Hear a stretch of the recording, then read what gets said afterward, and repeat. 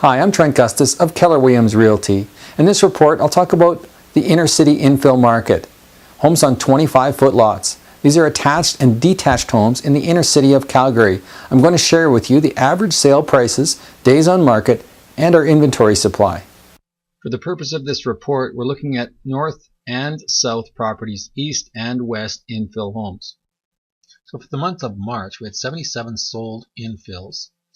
And those were an average price of $420 a square foot in the median, where most people were buying was $414 a square foot.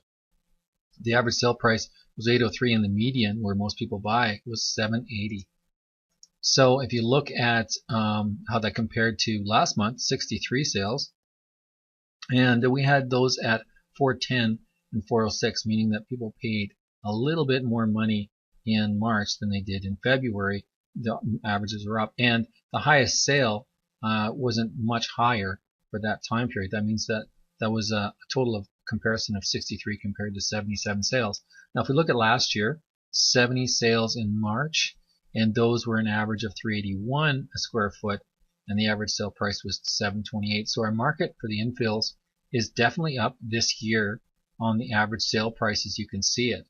Now, we look at days on market, 40 days on market, 39, 49 days on market. It means that on average, things are not getting, they're not selling faster than they were before. So when it comes to the market speed, we're not talking about that. Now, of course, most of these homes are all the same square footage.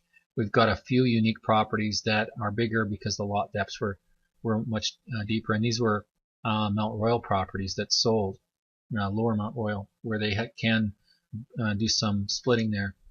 Now we look at our comparison on what's available. You'll find that we've got 2.5 months supply here, a little bit better than 2 months supply. And of those properties, they're priced at about $438 a square foot, and the median is $428. And that's fairly close to the list price per square foot that people were expecting. I guess this is probably up about $10 a foot, and these homes are slightly bigger. But of course, with infills, there's a restriction on what they can really build. So most of them fit around 1,900 to 2,000 feet on average. Now the buyers what they were buying was around 817,000, and where these list prices are at is 885. So these are a little bit higher than where the buyer's expecting to get in and buy. And even on the median price, we're about $40,000 away from where the buyer's at. So that might, explain why some of the remaining listings are still on the market. And it could be due to finishing, that the higher end finished properties are the ones left on the market. Of course, that's often the way it happens. Back when I started selling real estate, over 90% of the homes I sold were expired listings or homes that other agents couldn't sell. During that time, I learned from my clients the many frustrations that they had selling their homes. We had our house on the market last year for about 6 months, right, Bruce? Correct.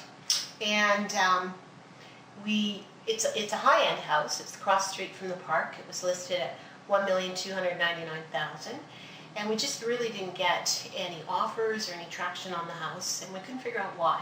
Our realtor was really good, really nice guy, but we were asking him for more of a marketing plan for the house, and it just didn't seem to come. So in August, we took the house off the market, and we decided to relist the house in January, yeah. And at that point in time, I remember seeing a brochure that Trent had done up in it. And that brochure from his company explained how he used video from a marketing perspective and all these other marketing techniques to actually move your house on the market. And we were really impressed with it. So we gave him a call, and Trent came in. And after we had a short conversation with him, we interviewed 3 other realtors, by the way. And none of them had the marketing strategy that Trent has. So Bruce and I decided, okay, let's take a chance with Trent for 90 days, see what happens. We listed it for the same amount of money, $1,299,000. And luckily, within 36 hours, amazing actually, our house sold at $1,250,000, and we were really happy. When we were interviewing the buyers, they actually shared with us that they saw our house on the market last year, and they looked at the photographs that were on the MLS, but it didn't really tweak their interest. So they just passed it by. They didn't come up to see the house, and they don't live far away. They're only a few blocks away, but nevertheless, they turned it down. And then when they saw Trent's video, they were really excited, and they said, we got to have a look at this house. And they came up, and they were the ones who made the offer and bought the house. So we're really happy for both Claudia and her husband, and for us to have moved this house so quickly. So thank you, Trent. Job well done, very professional.